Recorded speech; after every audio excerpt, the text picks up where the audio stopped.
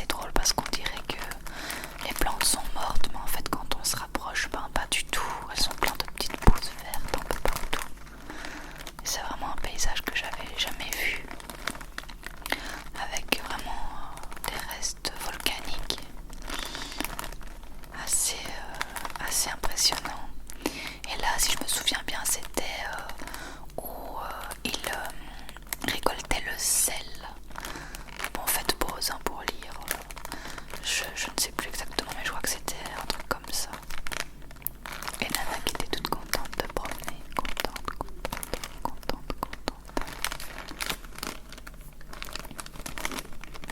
C'était vraiment très très joli. Et nous on allait pas aussi loin, mais quand même derrière les grosses montagnes.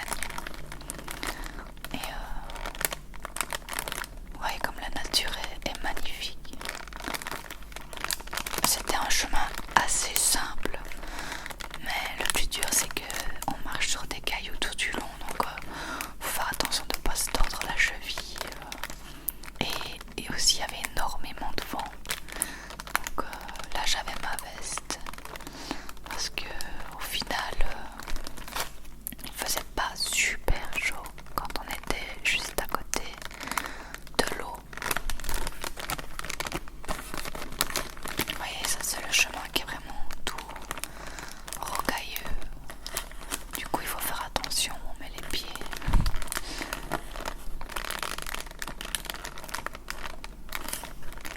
Et c'était super sympa. Je ne sais pas si cette marche a un nom. Sébastien qui l'a trouvé. Il faudra que je regarde. Apparemment elle est connue parce qu'on a rencontré pas mal de gens à l'aller et au retour. Et aussi la deuxième fois où on a été marcher.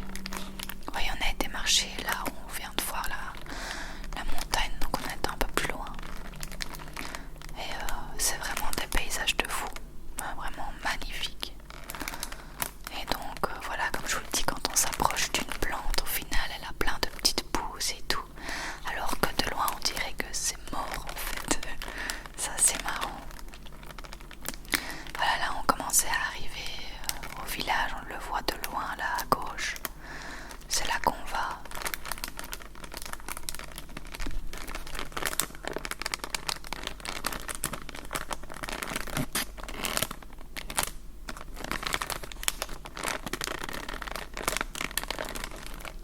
Il faisait super beau. Dites-moi d'ailleurs si vous avez déjà été à Tenerife.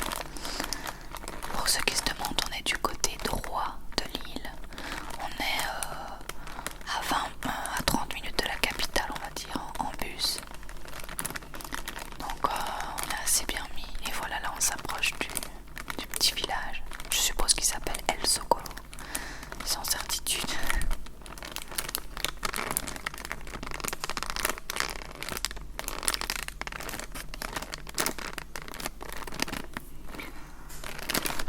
Et là voilà, on arrive dans le village qui était sympa, hein, mais il n'y a vraiment pas grand chose. C'est juste qu'il est tout près d'un énorme complexe où il y a des supermarchés et tout ça. Donc je pense que c'est aussi connu pour ça. Ce qui est assez marrant, c'est que ça nous a pris plus d'1 heure pour aller, et en bus ça prend 3 minutes. Là il y avait un petit jardin avec des arbres trop chelous. J'avais jamais vu ce genre d'arbre. Trop bizarre mais à la fois trop mignon. J'adore. Un joli petit jardin. Et après on a été se poser. Là on se dirigeait vers le restaurant. On a été à Casa Tato. Je vous le conseille